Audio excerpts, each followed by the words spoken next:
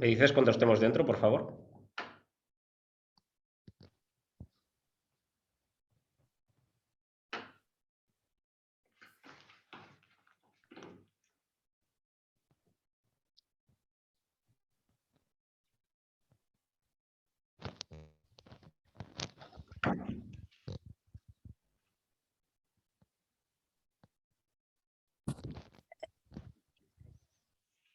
Cuando queráis, estamos. ¿Estamos dentro? Hello, good afternoon. Welcome and thank you for attending this webinar. Just a few technical points before getting started. First of all, make sure that you have updated Zoom recently, preferably in September. Otherwise, you might experience some trouble listening. To make sure that you have the latest version, you can just type Zoom download in your browser and download version 5.7.7. You might need to leave the webinar and come back again. And second, you can also select your language in the lower part of the screen in the world globe icon. If you experience any bug, you can select or deselect the option. It's named Mute Original Sound. It appears in the pop-up menu together with the available languages. And well, third point, participants will be able to ask questions in writing to panelists. You won't be able to take the floor or turn on your camera. Please use the question and answers icon on your screen to communicate with the speakers or to get technical assistance if necessary. Again, thank you very much for attending. And now I give the floor to MEP Antonio Comín. Mr. Comín, the floor is yours.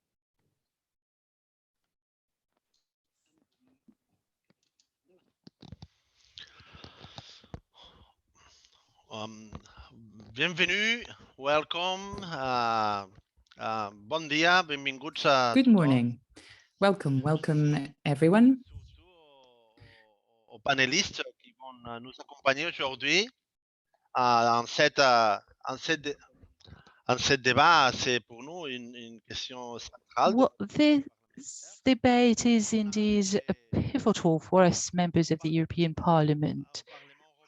We arrived at the European Parliament a few months ago, and we never thought we would be members of a commission that is now in charge of managing and that indeed has to manage one of the priority of the European Union and at the global level as well.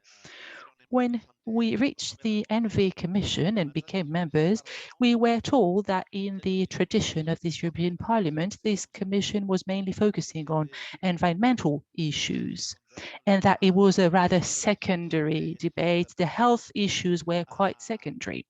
But through the pandemic, the commission was transformed, and we can now say that it is the main commission of the European Parliament.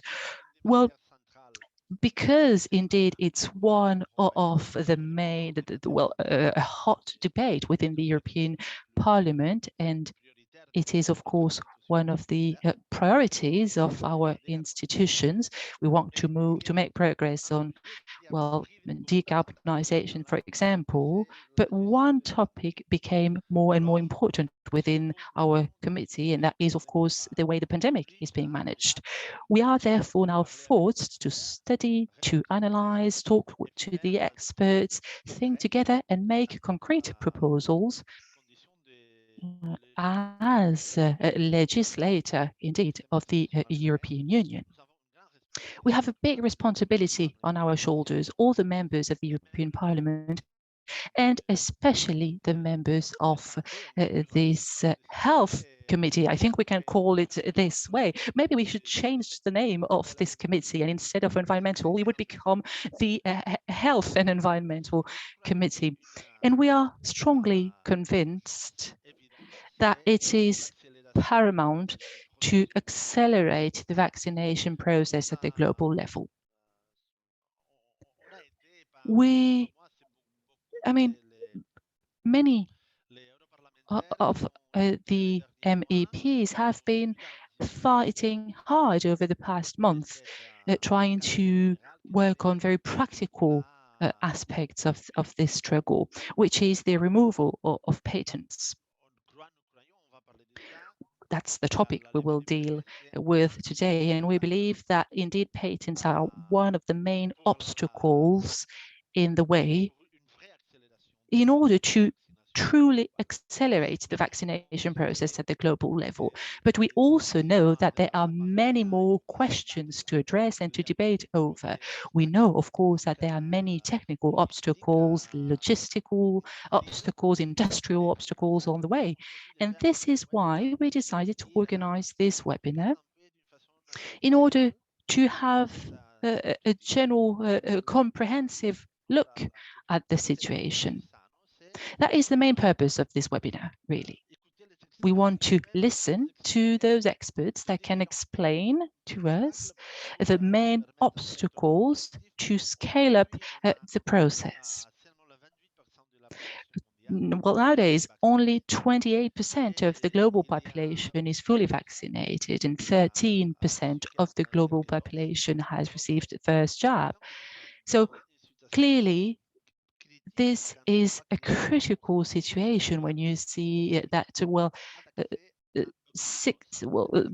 high 60% of the population doesn't have access to the vaccine. I will switch to Catalan, if you allow me. I will conclude my first intervention in Catalan. In the least developed countries, less than 2% of people have been vaccinated in least developed countries. In rich countries, there are European countries with a vaccination rate above 70%. So this is very serious. We cannot witness this passively. This is such an inequality that reflects all the other inequalities that we are familiar with. So we cannot remain passive faced with such inequality in the vaccination rollout speed. It's really blatant. There's only one solution to the pandemic, which is a global victory.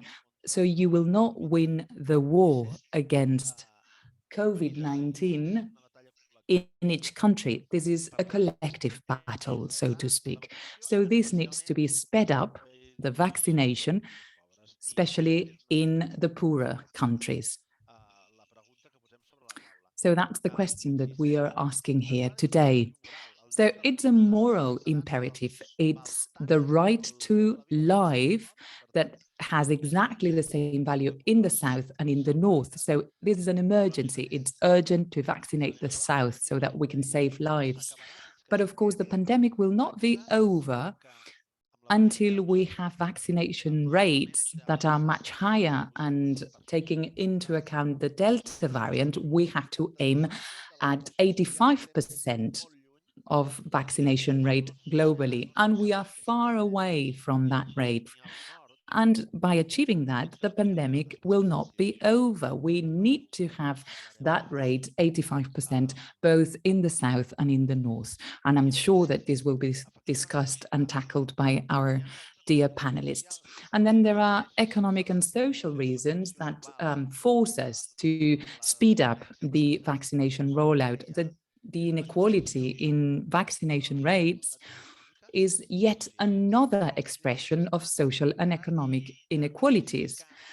And the pandemic is intensifying, multiplying the social and economic inequalities.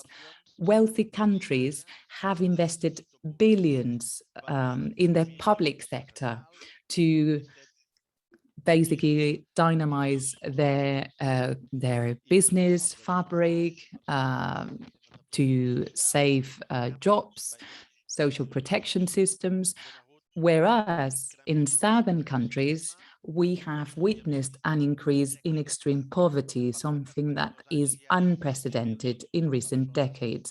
In 2 years, we have an additional 100 people who live in extreme poverty. We're talking about an increase of 120 million people who now live in a situation of chronic hunger. So if we take the perspective of the Sustainable Development Goals from the UN, these global consensus to eradicate poverty, well, this is the most serious backlash in decades. So that's a reason in itself to speed up the vaccination effort. What about the obstacles? I will only list them. We believe that one of the obstacles, not the only one, but one of the obstacles are IP laws and how IP, not what IP laws say, but how the TRIPS agreement is being applied. These IP law agreement from the World Trade Organization. And at the European Parliament, many EMPs have supported India's and South Africa's proposal of October 2020. We have been claiming the European Union for many months to go to the WTO and support that motion, that proposal, because compulsory licenses are not enough. That is not sufficient. We have to be able to lift the patents, all of them. And I think Dr. Raghavan will discuss this topic. It's a huge honor to have her with us this afternoon. I'm very grateful to the doctor for having accepted the invitation. She's a law professor at the Texas University, and she's an IP law expert, and how the IP system impacts the access to treatment and medication. Yet another barrier, that is a production barrier. Those who are against lifting the patents in parliamentary discussions or debates tell us that it would be to no avail to lift the patents, because after all, southern countries are not prepared to make use of that knowledge. They lack the industrial capacity to manufacture and produce vaccines. And we respond back with a question when they tell us that.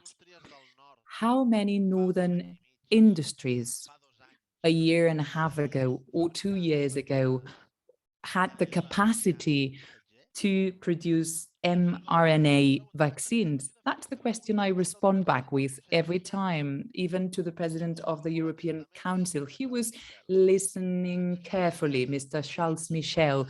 So I asked him, Mr. Michel, tell me, how many European industrial sites were specialized in mRNA vaccine manufacturing? None. That is the answer, because that was a non-existing technology. So our industry has learned how to produce these vaccines. We're not talking about the vaccine research or development. No, we're talking about the production process. Why do we think that the European industries have learned to produce these new technologies in few months? And why do we presume that southern industries won't be able to learn? And to discuss this topic, we're very grateful to have, we're very grateful to Mr. Einekel. He is the Coordinator Policy Team Access Campaign Director. We have been able to listen to him at the Development Commission in some hearings, and we always agree with his approaches. Thank you very much. És un gran honor. I acabo perquè ho estic... It's a huge honor. And sorry, I'm coming to the end, but I'm taking up more time than I wanted. Another argument that we have to listen very carefully to when it comes to speeding up the rollout of global vaccination efforts. Logistics. It's true that southern health systems have fragile infrastructures, and especially with some vaccines that have to be preserved in an ultra frozen condition. Well, these are added difficulties in the distribution process for the health systems of many countries. We're all aware of that because sometimes those preconditions cannot be met. And of course, there were there was a scarcity in the past, and now with the pandemic, this has been aggravated. So, okay, which are the logistical needs that have to be identified and how to respond to them and meet them so that we can plan the vaccine distribution in the South? And to discuss this topic, gràcies a la Sara Schifling. Ella és experta. we're very grateful to Sarah Schifling. She is an expert in supply chain management in terms of pharmaceutical products to the South. So that's the right voice, the voice that we needed to discuss this topic. And she works at the John Moores University in Liverpool. Thank you very much. So that's about it from my part. I just wanted to give you some background information about our interest and concern. We're very grateful to you for sharing your knowledge with us. And I'm sure that today's discussion will be food for thought for legislation proposals or resolutions or some kind of initiative at the European Parliament that will help us make headway in this front. Thank you very much. And I hand it over to Dr. Raghavan. The floor is yours.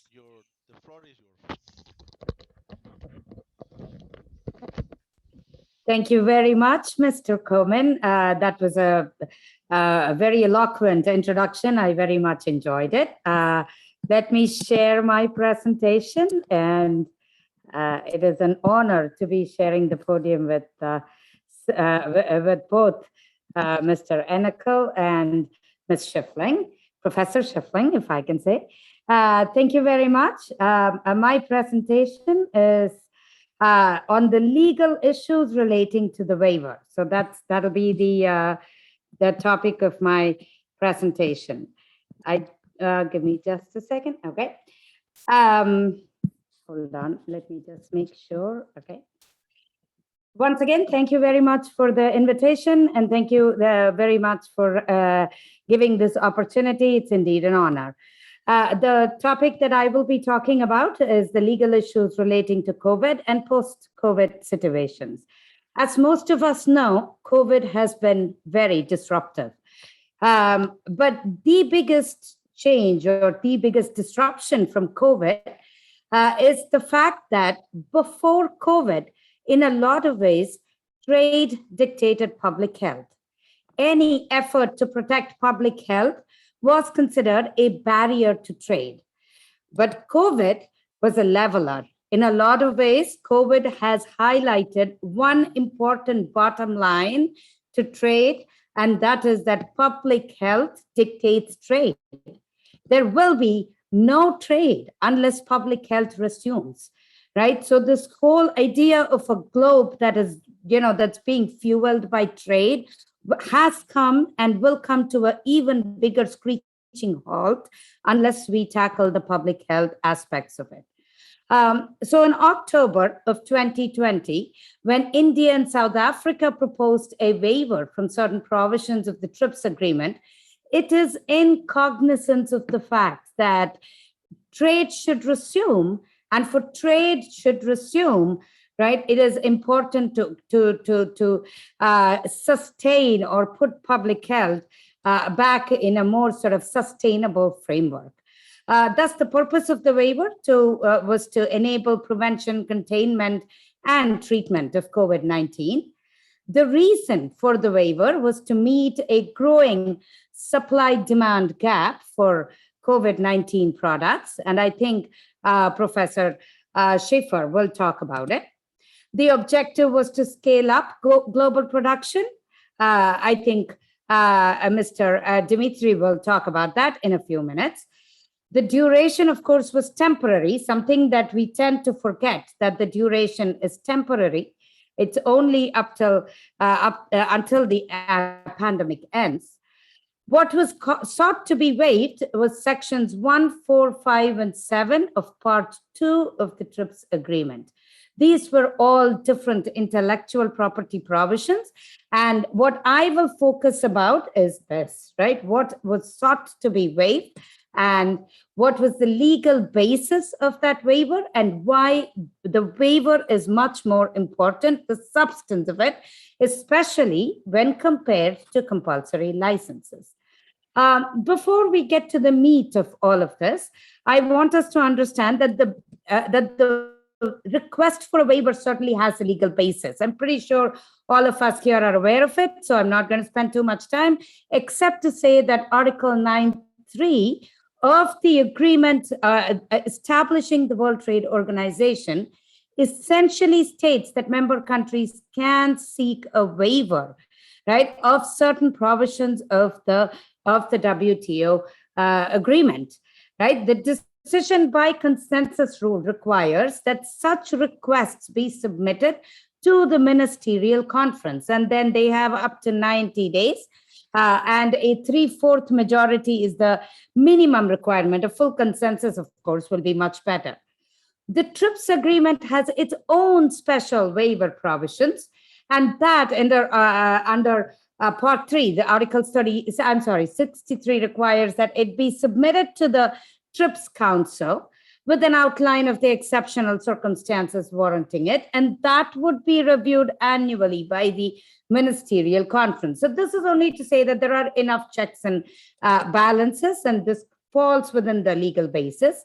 And if for those of us wondering, well, has this been done before? Yes, it's been done before.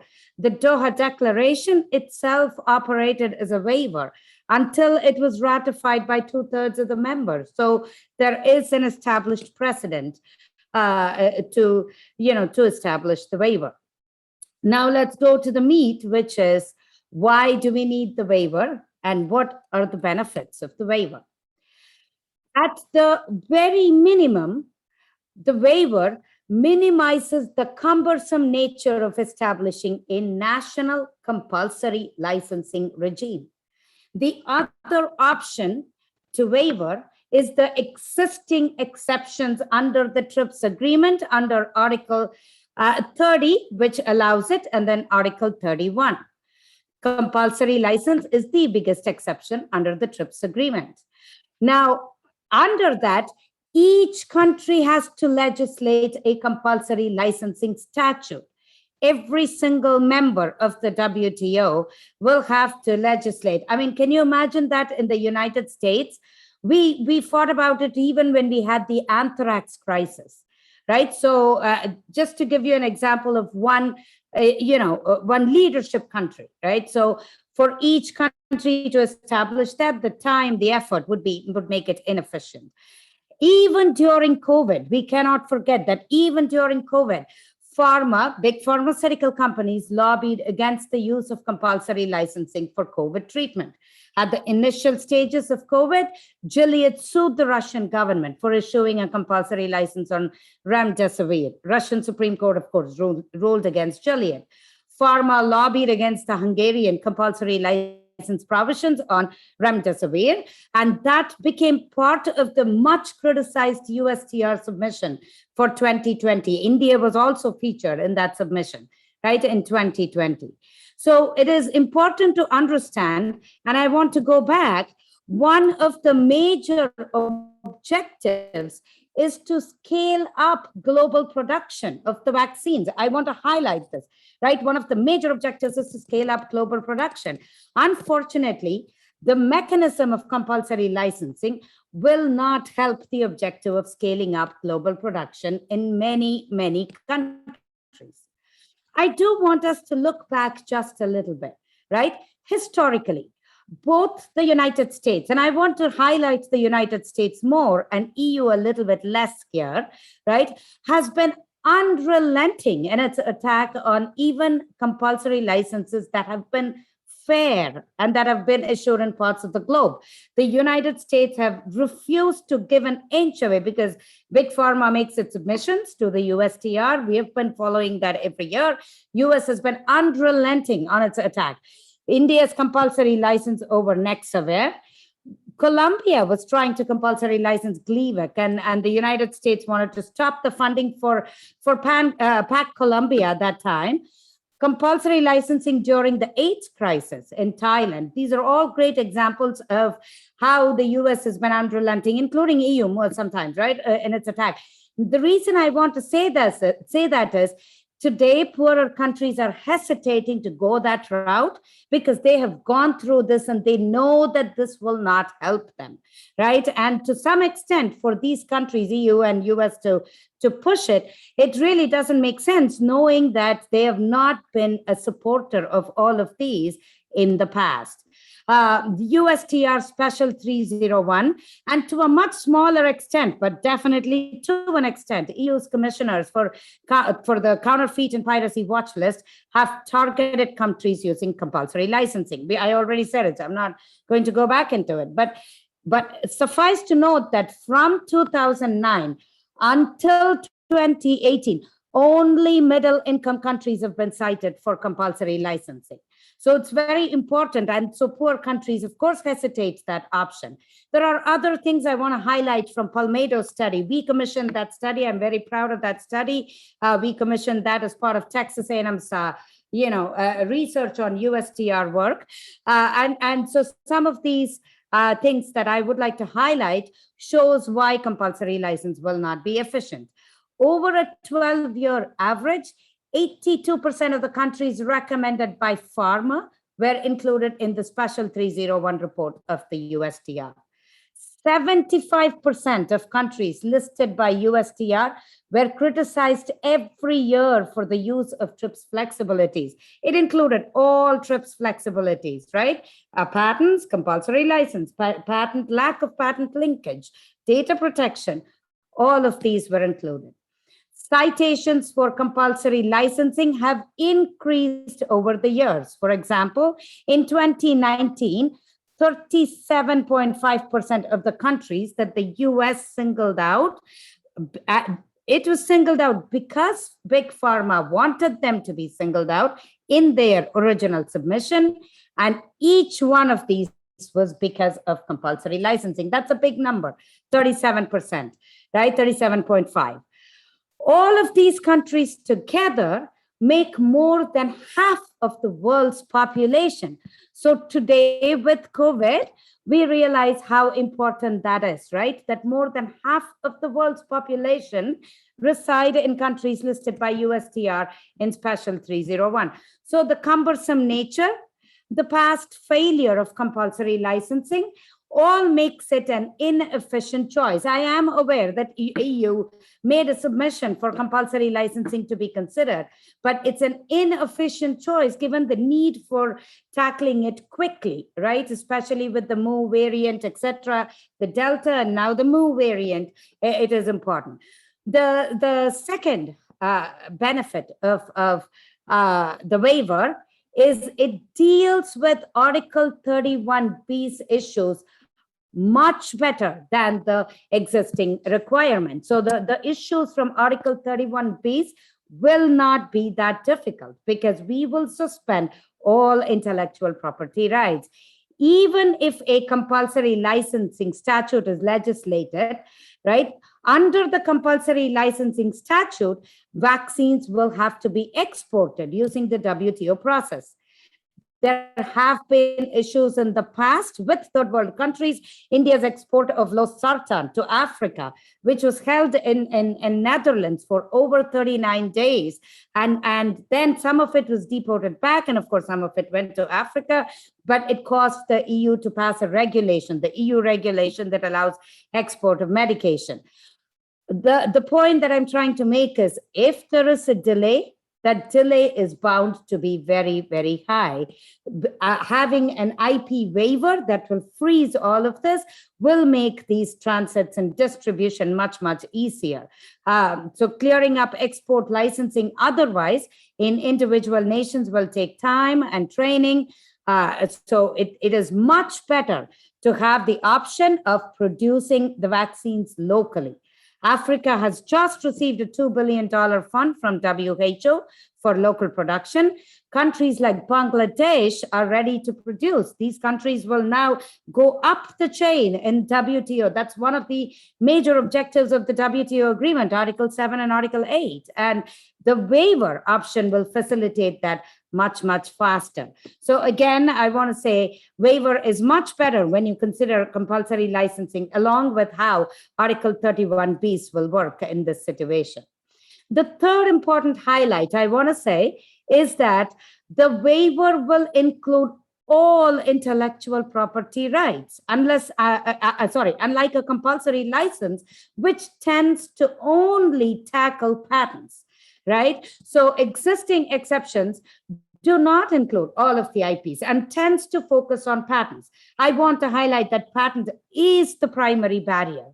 Nevertheless, copyrights, trade secrets, industrial designs, these continue to be barriers for local manufacturing, for robust distribution of the vaccine, of treatment to COVID, etc. So the waiver is much broader and to that extent, much better. So the waiver has the benefit of enabling local production, which is one of the objectives.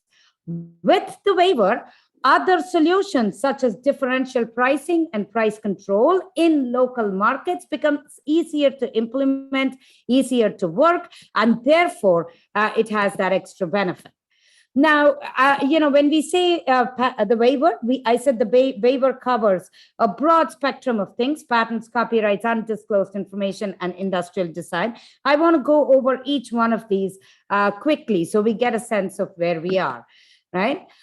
In waiving patent rights, countries can enable local production, get the technology, and get related and relevant technology like trade secrets and copyright as well, right? Because of the waiver, not because of compulsory licensing, because compulsory licensing will only waive patent rights. Increase competition by local producers locally in every country, and can enable other solutions like price control and differential pricing where required, right? By differential pricing, in countries like India, maybe in private hospitals, people have to pay, a small sum to get the vaccine. Countries like US, it should be the same. Whereas poorer people should be paying zero, right? Right now, that's not how it works. Countries like US, it's free. In countries like India, it's 850 to 1,000 rupees. That's about $20. I want to say $18 to $20. And then in countries like Africa, it's just not available. I mean, unless the globe is able to come together, as all of us know, we're not able to tackle the crisis, right? The pandemic. While patents remain a primary barrier, negotiating compulsory license, and I want to highlight this, would be cumbersome if we go that route because of the existing high prices of drugs. This happened already during the AIDS crisis, right? When we went to Big Pharma to reduce the price of drugs, Big Pharma refused to do it to the extent to which these countries want the prices reduced, right? It was a constant haggle on how much and what percentage to raise. And to give you an example of how much prices are being hiked, I took the example of 5 non-COVID drugs, right? And these are the top 5 non-COVID drugs manufactured by pharma. One of them is Pfizer, I want to highlight, right? Look at the number of patents that they have, right? I mean, are we going to issue a compulsory license saying all patents are going to be suspended? I doubt it, because then there is going to be a national litigation on, no, patent number 90 has nothing to do with COVID, patent number 132 has nothing to do with COVID. So it's going to end up with a lot of litigation if we do compulsory licensing. The other thing I want to highlight is from in this period from 2012 to 2018, look at the percentage of price increase. Are we going to expect that pharma will reduce the price to 1% of what they're selling right now? Look at even that may be high for some countries. So some drugs have increased by 155 to 163%, right? Especially with COVID products, it's important that governments step in, right? Otherwise, pharma will control the number of patents that are being compulsory licensed, with what can be licensed, and that could slow the process and lead to national litigations, which other countries are forced to tackle. So this is something we have to be very, very aware of and cognizant of, right? Fact remains that volume sales will offset monopoly prices for pharmaceutical manufacturers. right? Bayer in India is a great example. When the Bayer drug Nexavar was compulsorily licensed, there was a huge hue and cry about it. But after the license was put in place, Bayer's sales and thus Bayer's profits in India actually increased. And that was something Bayer had to concede after the compulsory license was done, even though it had a competitor in the form of Natco, but they were forced to reduce the price. Because they reduced the price, more people started buying Bayer medication as well, and their sales increased, right? So that's something for pharmaceutical companies and for governments to be aware of. It is also a fact, and Mr. Coleman also talked about it, right? Much of the vaccine has been developed using public funds. Because public funds have been invested to develop these vaccines, local production using the waiver is an absolutely important thing to deal with the pandemic. Right. So I wanted to highlight the extent of public fund used to develop the vaccine, because the more we realize that public funds have been used, the justification for monopoly that pharma is seeking becomes very, very thin. And because the justification for monopoly is thin, the waiver becomes a much more appropriate mechanism. Right. So this is the extent of public funds that have been invested into each of the development of these vaccines. Except for Merck, which did very, very side sort of things with the vaccine, very, very small components, almost to facilitate the development. Every other company has gotten money in the range of billions. Pfizer is almost $6 billion, right? And look at GSK, $2 billion. Novartis is another, Novavax is another 2.1, right? So each of these, vaccine developers have benefited from a lot of public fund. It's only fair that they share what they have found using the public funds to the rest of the public, so we can deal with the pandemic, right? So this is all about patents. The waiver has the additional benefit, we already talked about it, of including copyright as well as trade secrets, etc. as well. Why is copyright important? As on today, copyright software protects production of vaccines. AI software is used for data mining, to run ventilators, and certain equipment, medical equipments that are used to treat COVID are encrypted using copyright law. In the US, all those encryptions, in parts of EU2, most of EU2, those encrypted passwords are protected using copyright law. While Article 13, 14, and 14.6 of the TRIPS agreement outlines exceptions to copyright in special cases, these exceptions work only if they don't conflict with the rights of the patent or copyright holder. Waiver, on the other hand, covers copyrights and thus makes all of these available for use. Right? Compulsory licenses rarely, if ever, it never includes copyright. So it's very important to understand why the waiver is a little bit beneficial when it comes to copyright. The same with Article 39, trade secrets, clinical trial data, who has what side effects in which countries and for how long, and how, those kind of how the variant spreads and so on, those kind of clinical trial data cannot be dealt with using using compulsory license legislations, right? They require a waiver.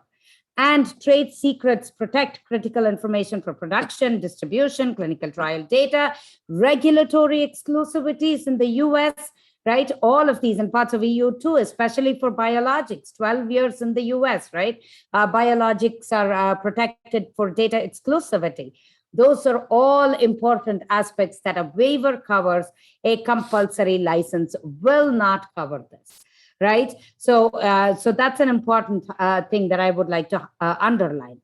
Regulatory exclusivities are one of the things that are most manipulated now by pharma companies. Even if we freeze patents, Let's assume we freeze patents. I want us to see this.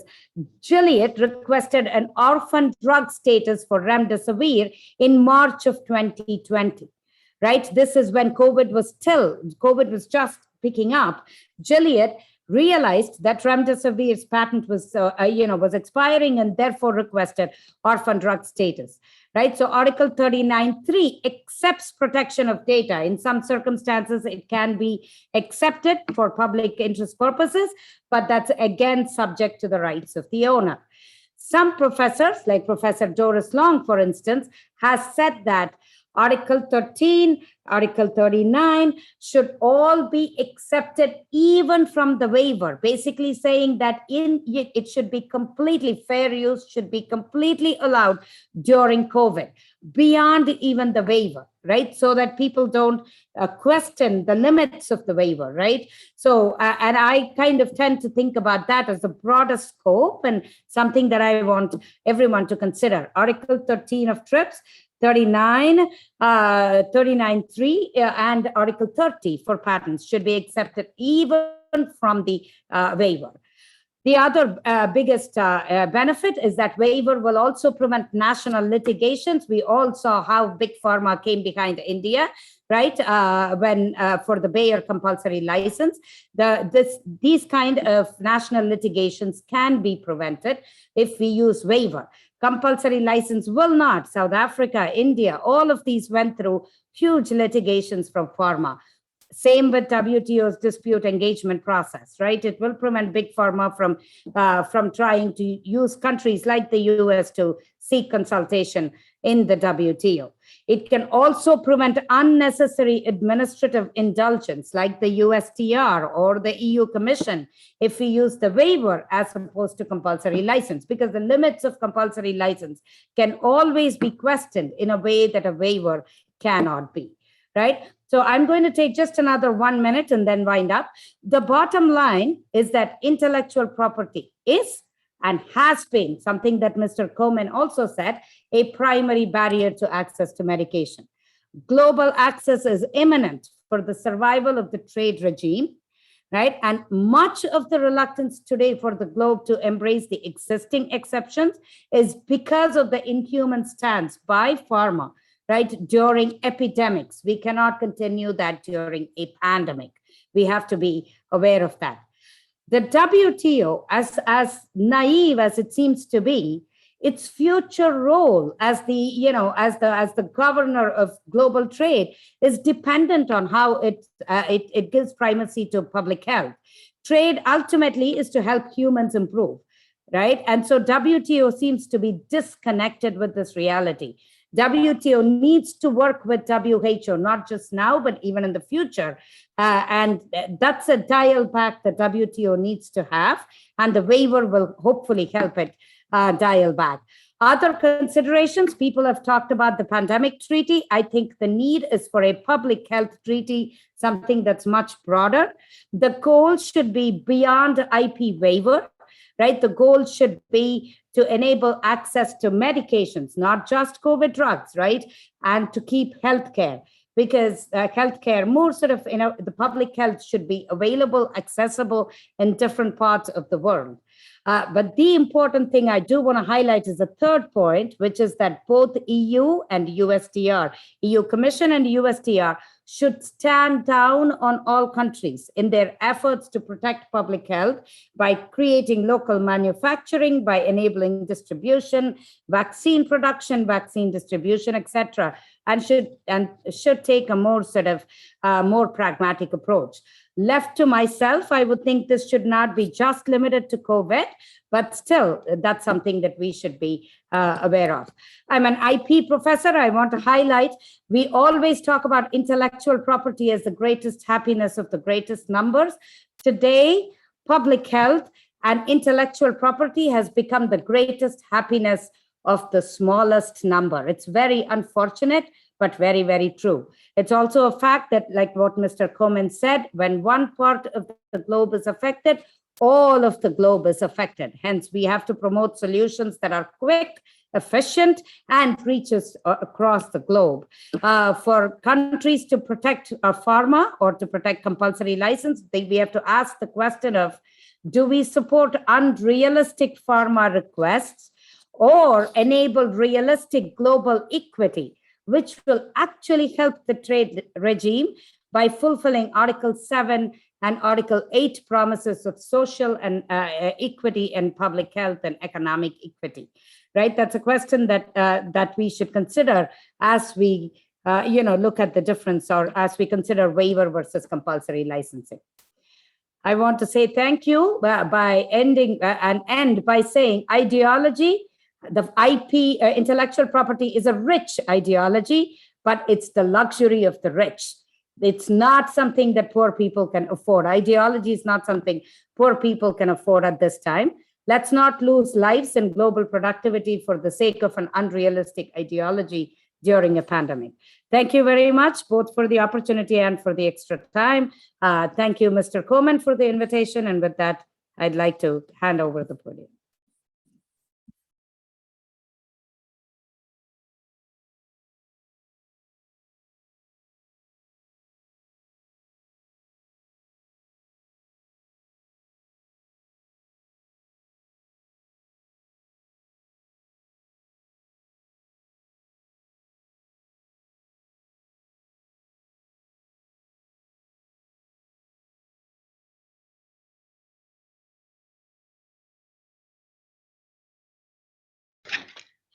It looks like we are having technical issues for listening, Mr. Comín. I think so. Since, well, we'll try to arrange... Ara em sentiu? Potser? No, Can you hear me now? Yes. Can you hear me now? Yes, we can. Sorry. Thanks a lot. Es revidia, Mrs. Ragavan, abans de passar-li la paraula al Dimitri, un brevíssim comentari. Before handing it over to Dimitri, just a very brief remark. I'm very, very grateful for your eloquent statement when it comes to defending your arguments, Dr. Ragavan. You have shown us that the complexity of a problem, I mean, we need a very accurate analysis of the problem. We must be rigorous, and that is not incompatible with having clear and very forceful proposals. So I fully share 100% the approach shared by Dr. Ragavan, and I would have to go back to your intervention, but I think that I subscribe and agree with all the words that have been uttered by you. So I totally relate your presentation with the battle that we are fighting here at the European Parliament. You have given us new arguments, new weapons, so to speak. And sometimes the complexity of problems ends up being a pretext, an excuse, right? That interest conflict, not to be daring in our proposals or not to propose enough. And today we have had an example in the opposite sense. Even if this is a very complex problem, well, precisely because it's a very complex problem, let's use that as an argument for new solutions and proposals.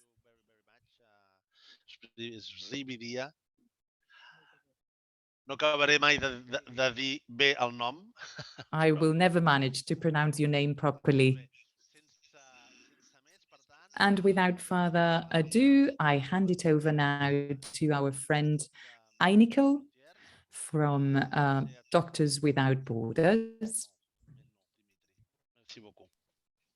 Thank you, Mr. Comín, and thank you, Professor Ragavan. It's a pleasure to speak after you. It was indeed a very extensive and complete description of the waiver, which MSF very much supports and asks for its adoption. And I'm looking forward to hear as well the presentation from Professor Schiffling afterwards as well to learn more about some of the other challenges with regards to vaccine access. I will speak more about the potential for vaccine production in Africa. Maybe two details that I want to say, because I know there's a lot of people from the EU listening in, or that's my assumption at least, related to what Professor Ragavan said. The first one, on the watch list, the EU watch list, an interesting detail that could be noted is that in January 2019, the European Commission issued its trade report and its watch list of countries, criticizing other countries for having laws that made it too easy to adopt compulsory licenses. So while now they say this is the solution, 2 months before the pandemic hit Europe, they were actually criticizing those same countries. The second point I want to make about the export system in relation to compulsory licensing, completely agree, it's too complex. And that's not only MSF that is saying that. The generic industry commented at the European Parliament a few years back, I don't remember the exact year, the director of the generics industry commented saying, we will never use that export system in relation to compulsory licensing because it's unusable, it's impracticable. There's no way that we're going to spend our time using this system. So that gives you an indication of, while the EU keeps saying, you know, the export system exists, well, yes, it exists on paper, but in reality, it's just, it's not very feasible to use it, even though we keep advocating for the use of compulsory licensing and the system in a general manner. But in a pandemic, the waiver should be the way forward. So that's just two notes on the side, because that I think could be interesting to note. I will speak here today about the potential to produce mRNA vaccines in Africa. I'm not a director, by the way, of the MSF Access campaign. I'm a co-coordinator of the policy team, and also I represent the MSF Access campaign working on access to medicines, vaccines, and diagnostics towards the European Union. Can we have the next slide, please?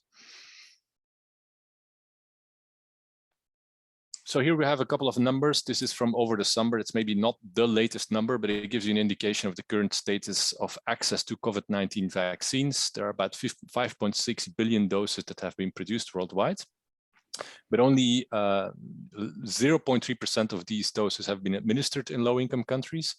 In Africa, the doses have been particularly scarce. Only less than 3% of the African population has been fully vaccinated in July.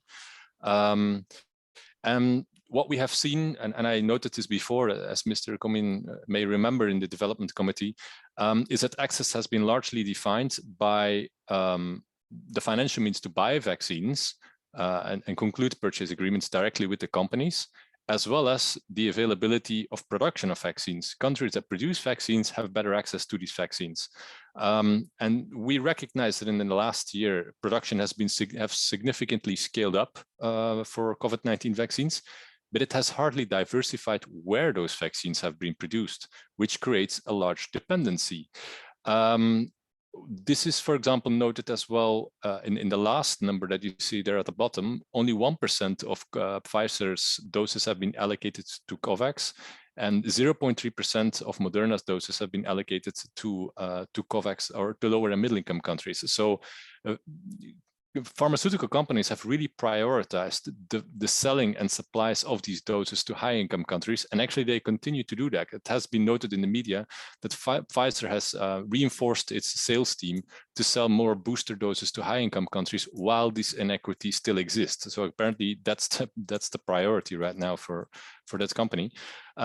So particularly lower middle-income countries and low-income countries are destitute of doses. You may have noticed an article or in the press yesterday or today that now also COVAX is falling short of doses. It will not be able to meet its forecast of 2 billion doses by the end of the year. It aims now for 1.4 billion doses, and that 2 billion doses were to vaccinate 20% of the population for countries depending in lower and middle income countries. So even that target will not be met, and that was already a large inequity, as you know. The target of 20% by the end of the year for lower and middle income countries compared to almost complete vaccination by the end of this year for high income countries. At the moment, the supply by COVAX has been 240 million doses, which is still a long way off of their target of their new target of 1.4 billion by the end of this year. So what we have been saying with Médecins Sans Frontières since the start of this pandemic is we need diversity of production, we need regional hubs of production so that there's less concentration of production in the north, in the global north, then I mean, but that locally more vaccines can be produced. And in this regard, particularly Africa has been very largely dependent on imports of vaccines since forever, basically. It has basically always been like this. So we looked into the potential of, can it be possible to produce COVID-19 vaccines, recognizing there are IP barriers, there's access to vaccine technology that will be needed, financing, etc. But let's go a step further. If we can have the next slide. We particularly focused on mRNA technology. Why? Because they provide a large level of protection against COVID-19. So they're quite effective. They're actually easier to modify compared to more traditional cell-based or biological vaccines. mRNA vaccines are synthetic. They are largely produced by chemical processes compared to other vaccines, conventional vaccines, which are biological, part of biological processes or produced by biological processes that are more complex to set up, to produce, to fine-tune, to adjust to new variants, etc., and take a lot more time to set up. To give you an indication, to adapt an mRNA vaccines to a new variant would take about 30 days, we have witnessed, while it takes about 5 months for a cell-based vaccine. So there's quite a significant difference there. The complexities with cell-based vaccines also has been shown by the difficulties of AstraZeneca and Johnson & Johnson to upscale their production. As we know, they have met some constraints, etc. This is less the case with some of these mRNA vaccines. It's easier to set it up, to scale up the production, etc.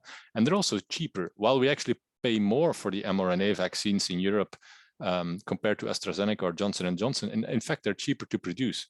With one batch, you can produce more doses. It takes less infrastructure to produce an mRNA vaccine, and it takes less volume of products to produce mRNA vaccines.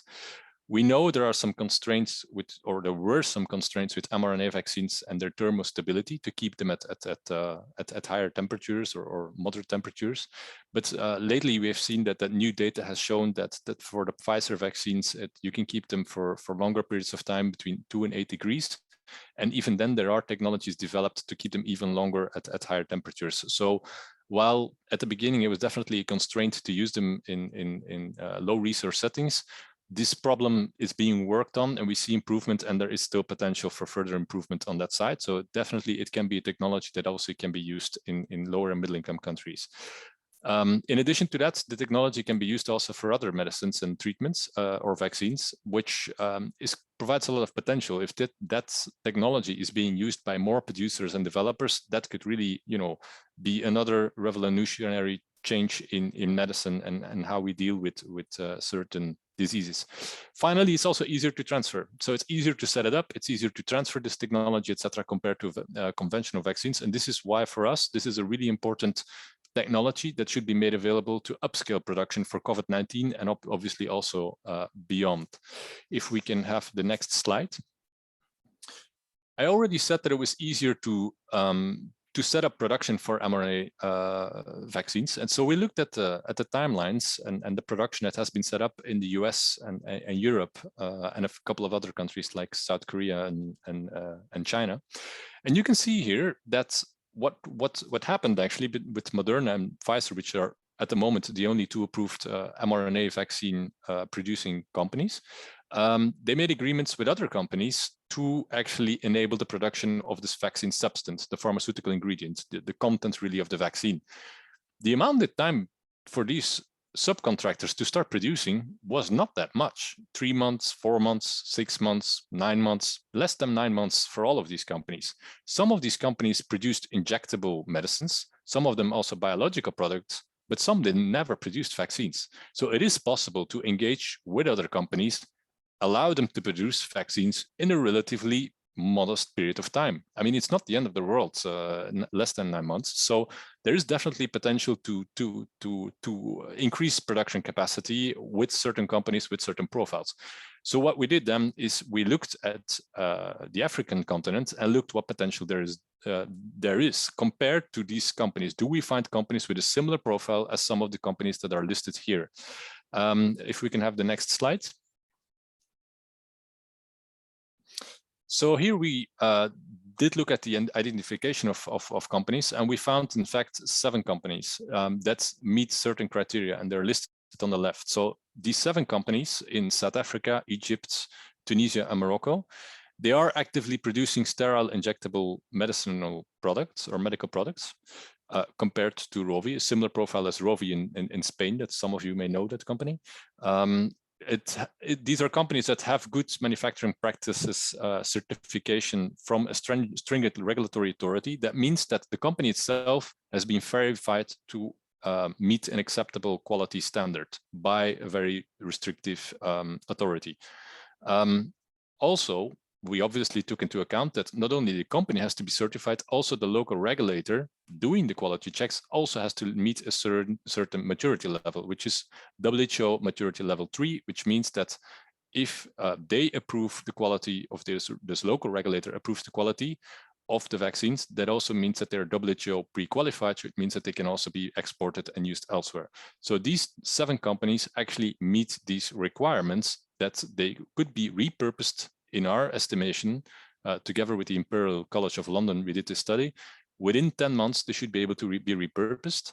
We think that each of these companies should be possible to produce 100 million doses a year with an investment of $130 million for the Pfizer vaccine and less than $300 million for the Moderna vaccine, which is quite a bit of money, but it's not an insignificant amount either. It's not, I mean, compared to sums in the pharmaceutical sector, these are quite acceptable investments, I would argue.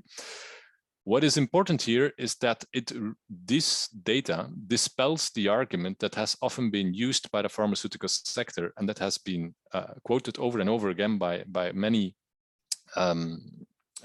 leaders in Europe, but also elsewhere, that there's a lack of production capacity. There is production capacity there. It's not ready today, but if we repurpose it, if we help these companies to start to produce, if they get access to the technologies and there's no IP barriers, these companies can, with a level of support, start to produce within 10 months. Sorry, just a second. If we can go to the next slide, please. Our preferred option is that these potential producers would also be linked to the WHO mRNA Technology Transfer Hub. In June, just before summer June this year, the World Health Organization announced the establishment of the South African mRNA Hub, which is basically a consortium, a platform, we could say, that links Afrigen as a clinical partner with BioVac, which is a company in South Africa, to together have a technology transfer hub for mRNA technologies. What it means is that if there's a developer of an mRNA vaccine or even a treatment afterwards that would come there, this would provide a platform, a channel, so to say, to input technology. They will do quality checks, help the developers, etc., and then do the training for multiple companies. So it's a network. This provides an answer to some extent to another criticism that was heard by the pharmaceutical industry, that is said, well, even if there is capacity out there to produce, we don't have time to go to all these companies to train them on how to do it. Well, the WHO stepped in and basically said, we will provide a platform with funding, with quality assurance, with training, etc., where if one developer comes in, it can be multiplied to multiple manufacturers and we can set up a network of production. That is the aim. And they identified Afrigen as a network of universities and in South Africa, and BioVac as a manufacturer. But our assessment, which was the previous slide, actually identifies more potential to be linked to that. So this is in addition to what already has been identified to the WHO. And so the idea is to pool production capacity, centralize the technology transfer, the funding, etc., in order to be able to go a lot faster in terms of setting up a production network in Africa and decrease the dependency for vaccines for COVID-19, but also beyond that for other diseases from high-income country production. An important criteria for the mRNA hub in order to join the mRNA hub is that there should be no intellectual property constraints for lower and middle income countries. The idea is, of course, in that hub, if a developer comes and shares its technology, that then the producers that are joining this network are able to produce and supply any other country that's needed, at least for lower and middle income countries, but also other countries if that's acceptable. The problem being there's no technology shared so far. Pfizer and Moderna are the only two that have the approved technology, and they haven't engaged yet with the mRNA hub, or at least we don't know. There hasn't been any agreement with the mRNA hub. Which dispels, as I said, the other argument, two arguments. There is production capacity, and now there's also a network there to take away some of the burden, if I can put it that way, on the developer's side, to be training one company at a time. There's a network that can be set up and tapped into. I just want to note here that my colleague mailed me just before the presentation that European Commissioner Vice President Dombrovskis answered a question in the European Parliament yesterday, saying that the main barriers to production for access globally is, and he says the main barriers to production in low-income countries is a lack of production facilities, proper infrastructure, weak regulatory environments, skill gaps, etc., which is a bit dispelled. Fair enough that he says this, and I want to point this out. He says there's a lack of production capacity. The slide I've shown before, just before, these are all middle-income countries, but there is production capacity, and he's avoiding that point. He's focusing only on lower-income countries. So just want to add there that how the Commission is avoiding some of these realities that are known and out there, and that there is definitely potential global capacity that can be utilized, for which there are IP barriers and for which the technologies remain in the exclusive hands of only two companies. Just one more point that I want to make on this mRNA hub and the sharing of technologies, which is some of our ask as well to upscale production fast, is an agreement with a producer in Africa does not necessarily mean better access to those products. We have seen that over summer, and some of you may have seen it in the news as well, the revelation that for the Johnson & Johnson vaccine, which is not an mRNA vaccine, but I just want to put it as an example here, Johnson & Johnson has an agreement with Aspen in South Africa for fill and finish. So basically filling the bottles and then doing a quality check, and then the doses are distributed. Now it has emerged that the doses that were filled and finished and the quality checks in South Africa, so the doses were in South Africa, some of these doses, actually millions of these doses, were shipped back to Europe to be used here. So it doesn't mean that even if there is production and capacity in Africa that is utilized, it doesn't necessarily mean that Africans have better access to it. And that really depends on the conditions which have been signed between these companies. And most of the agreements that have been signed so far, also the deal between BioVac and BioNTech over summer, are exclusive secret deals. We don't know the details of what has been concluded. And most of the time, the technology is not shared. So these companies are used, it's an important step for fill and finish and quality check, but they can't actually produce the vaccine itself. That technology is kept secret in Europe, and the production is only kept here. So it's only part of the supply chain that has been shared so far. We really need to move to a more open model where the real technology for the production of the vaccine substance is also shared. And that's also our ask. If we can have the next slide, please. Our ask is that Pfizer and Moderna, or BioNTech and Moderna, actually share the mRNA technology with the mRNA hub in order to save lives for COVID-19 as soon as possible. That's the European Commission, European Union member states use all legal, political policy tools to push these companies to do it, to encourage them, but also to force them, if necessary, to share this technology, knowing now that there is production capacity. And to facilitate and help provide technical and financial support to make this hub a reality. We know there's a bit of buying that is happening, but it needs a lot more support to make this hub a reality. And this comes in addition to the waiver. So it's not this sharing of technology or the waiver. No, we need and the waiver and the technology to be able to scale up production fast, as well as doses need to be shared in order to save lives and protect healthcare workers, particularly worldwide. So I will end on that note. Thank you very much.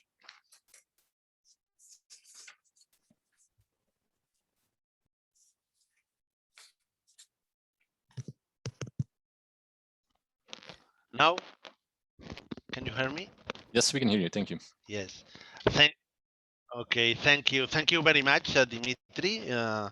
Vraiment, merci beaucoup.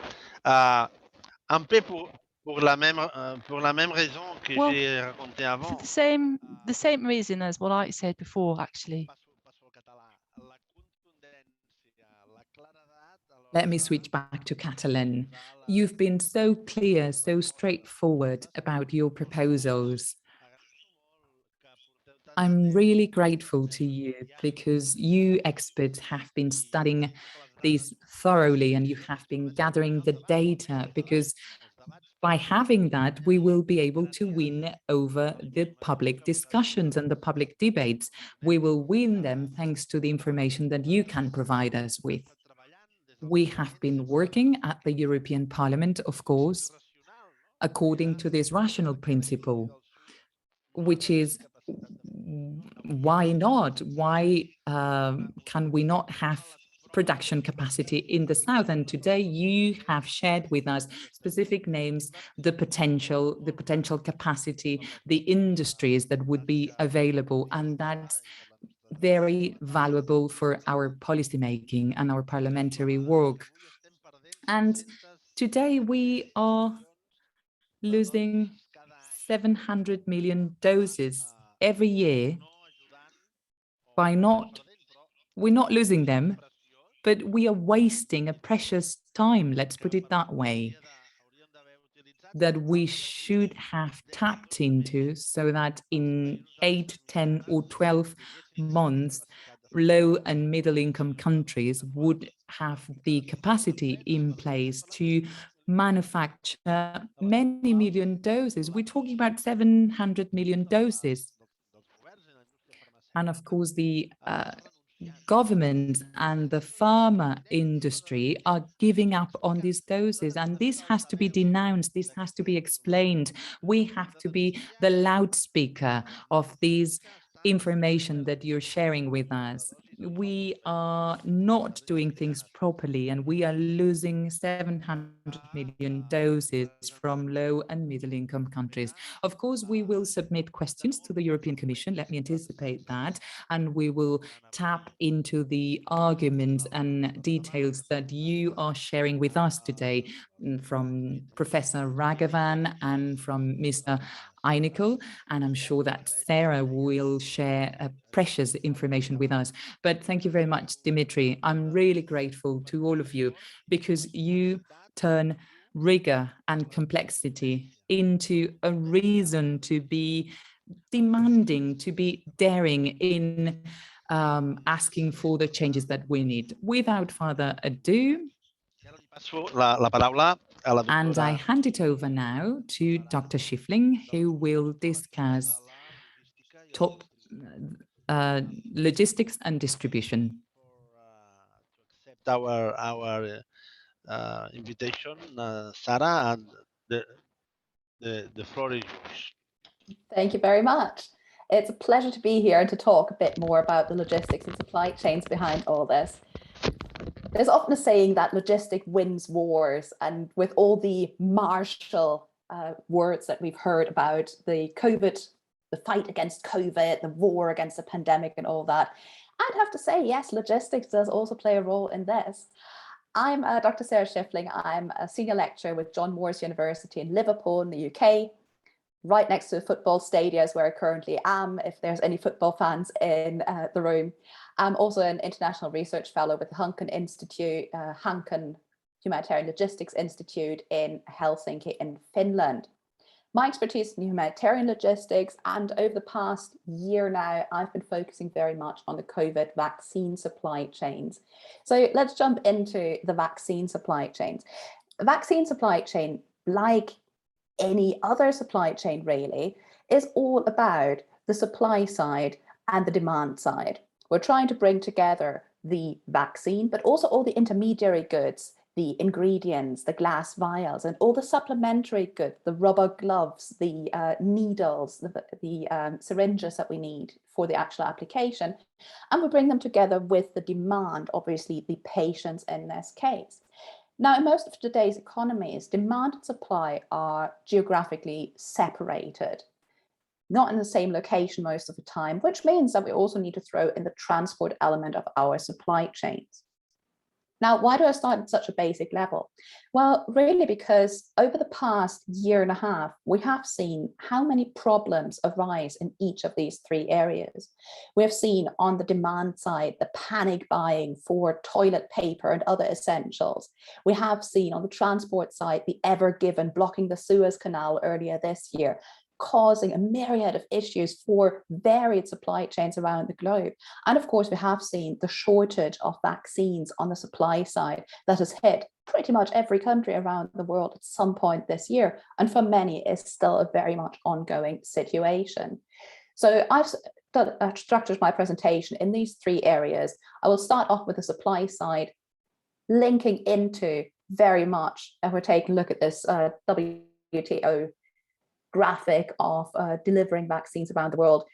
Dimitri has already talked a lot about the vaccine manufacturing. I will start off with that and then go into the international distribution, a bit about border clearance and the associated issue, and then also the domestic distribution that we've got as the last part until we get vaccines into people's arms, which in the end is the necessary step that we want to have in here.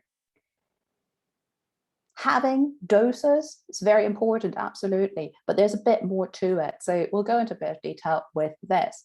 We have seen a massive scale up in production. If we're looking at current analysis, we're talking at about estimated 1 billion doses per month that are now being produced, which is a huge scale up from what we saw earlier this year.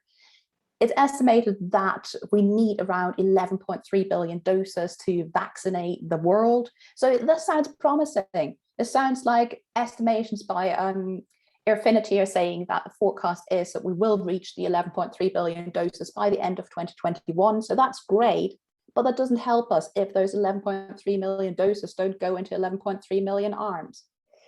So how do we bridge that gap? We've seen this big scale up, particularly companies, Sinovac, Pfizer, Sinopharm, and AstraZeneca have scaled up massively. Others have also scaled up, but in kind of a more gradual manner. The production scale up has happened in sort of two general models. There's been the underlying model of having one supply chain where you then add capacity. The example that I've got here on the slide is for the Pfizer-BioNTech vaccine, where we've got the overview of what the supply chain looked like in December 2020. Relatively small, relatively few entities involved here. We're seeing this all Pfizer, BioNTech, except for the lipid production that is going into this as the first step. Now, if you compare this to what their supply chain looked like in June of this year, it's grown a lot. We've got a lot more partners in here. We're adding partners in Switzerland, in France, in Belgium for the fill and finish. We're also adding more elements to the drug production, and we're adding a lot more suppliers for the lipid production. So we've added a lot to this one supply chain. This is one way in which companies have scaled up. We've seen this also with Moderna and Johnson & Johnson, adding more to this roster of companies feeding into the same supply chain network. The other way in which companies have scaled up is kind of looking at various simultaneous supply chains. Example here of AstraZeneca, Novavax has a similar structure to their supply chain where they're regional supply chains. So where we do have supply chains in different areas of the world. This was a bit of an insurance thing to set up different operations in different areas of the world to ensure against this vaccine nationalism, to ensure against stoppages in terms of exports, in terms of import-export regulations, as of course we've been through a very difficult time in terms of world trade and the openness of world trade. So we've seen scale up in different ways here. We do see in the AstraZeneca supply chain here, yes, we've got different supply chains there. Are there many low and middle income countries in this? There's a lot of the usual suspects in these supply chains, and that is true across all of the other ones. This publication here by PIIE details what we know about the supply chains of various vaccine manufacturers, and looking through them, yes, there are a couple. There is Johnson & Johnson working with Aspen Pharmacare in South Africa. There AstraZeneca working with Siam Bioscience in Thailand. Egypt recently announced the plan to produce 1 billion Sinovac vaccines a year. So yes, we do see some of that, but as previously detailed, a lot of that is in fill and finish stage. We're not really going into a whole lot of the meat of vaccine production with low and middle income countries. What we really see, this is a map of vaccine production facilities, in-house in blue and contracted facilities in the yellow. They are very concentrated. We're looking at few countries controlling a large proportion of the market. We're looking at global export of vaccines. We're looking at more than 9 in 10 vaccines are coming from 10 exporting countries, an extremely concentrated market. And looking at this from the supply chain perspective, it's not just the vaccines. We're also looking at an extremely concentrated market in terms of subcomponents. A lot of the elements that we need for vaccine production come from the United States, come from countries that we would be suspecting.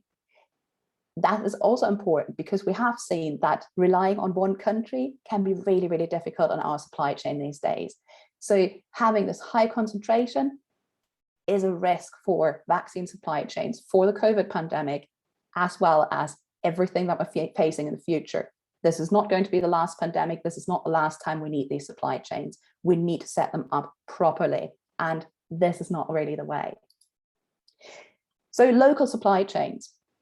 If we're talking local supply chains or we're talking regional supply chains, probably the first image that springs into many minds is something like agricultural products, because that's something where we've been taught a lot as like, oh, buy local, support your local farmers, get your strawberries from here and not shipped in from New Zealand, think of the air miles and all that. A lot of these arguments actually hold if we're thinking about more complex products as well. Why is it only local farmers? Why is it not local manufacturers as well? Is it just because we don't trust other countries to do this, because we're also special and we're the only ones who can actually grasp manufacturing at this scale? I doubt it. It doesn't really sound like a very solid argument. So looking at this local supply chains, why is this important? Well, because we're avoiding all the complexities of going across international borders. We're avoiding the complexities of having all the different political agendas. We're avoiding the complexities of having to integrate all of this in the pricing, in the administrative effort that goes into moving things quickly. And in the end, with pharmaceutical products, speed is usually of the essence. We have seen a shortening of supply chains, something that we call localization. We've seen this a lot in the early parts of the pandemic with key ingredients like masks. We've seen it with hand sanitizer. In the UK, where I am, we've seen a lot of distilleries that usually do Scottish whiskey have switched to hand sanitizer production for a bit. We've seen the same across other countries. It's possible for these things, and it was also possible in countries in Africa where the distribution of face masks sprang up very, very quickly. Is it only for these simple products? I think we've already heard the arguments that no, there is production capacity here to make local supply chains with all the advantages that brings within low and middle income countries as well. The international trade that makes things so difficult in these large global supply chains. Well, I'm certainly not arguing that we have to reverse all globalization, and by no means suggest that every country should or could set up a completely domestic vaccine supply chain.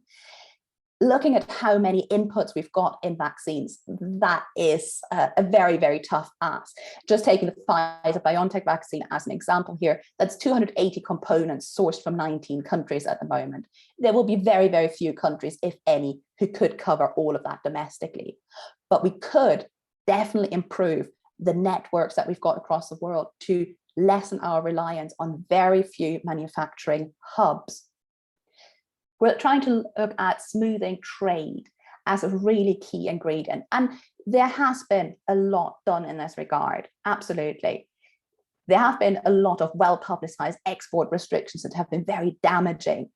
Yes, absolutely. But overall, there have been a lot of positive moves as well. There has been a lot of trying to facilitate trade, seeing how important it is that things like vaccines are actually transported around the world smoothly. But trade policy in one country can have massive ripple effects globally. We saw this with India blocking exports of vaccines, hugely affecting global vaccination programs and the plans all thrown in disarray. We still have 32 economies right now that restrict exports of at least one vaccine input through export bans, through licensing schemes. Different manufacturers use different items as inputs, so they are affected in different ways, but trade barriers influence all vaccine supply chains. And this to me is an argument both for smoothing international trade, enabling things to go through quicker, but also for investing in local production to ensure that we're not so dependent on individual countries who will, of course, have their own political priorities in different times of need as well. It's not so much the vaccines that they issue in terms of the tariffs that we're seeing. The World Customs Organization has been doing a lot of work there, looking at the vaccine side. Not all that important, really. If we're looking at about 80% of countries have a zero tariff on vaccines at the moment, still leaves 20% that do have a positive tariff, and there are quite a few that actually still have a tariff of above 5%. But overall, the tariffs are quite low for vaccines, not necessarily for the inputs or the other necessary goods that we're needing, like coolers, like syringes. So there are a lot of other products that we still need. It's not just the vaccine and the supply chain. Manufacturing capacity being scaled up as quickly as it has been has, of course, increased bottlenecks. We've scaled up the capacity massively. That also means that we need to scale up all the other processes. Additional sites become operational, cross-border movement of inputs, equipment, finished goods increases. As a result, it's paramount to identify as precisely as possible the goods that we actually need and how we can facilitate their transport across international borders.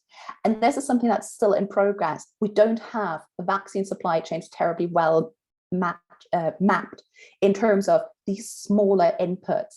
And unfortunately, a lot of the shortages that we're seeing are not the big ticket items that you would imagine. A lot of the shortages that we're seeing are plastic caps on the top of vaccine vials. Simple things that shouldn't be the big issue, and where it's not the massive technology transfer to produce a plastic cap, is it? So that argument doesn't hold in integrating countries in the vaccine supply chain. We are looking at the restrictions as well. What has been cited as particularly difficult for participants in the vaccine supply chain is not so much just the restrictions themselves, it's the unpredictability of changing restrictions.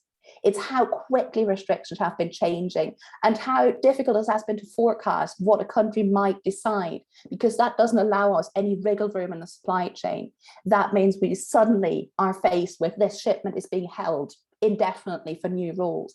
And that is what's really hindering these supply chains. We need to have predictable regulation. If there are restrictions, then they should be targeted, they should be well communicated, and they should be temporary if they have to be there at all.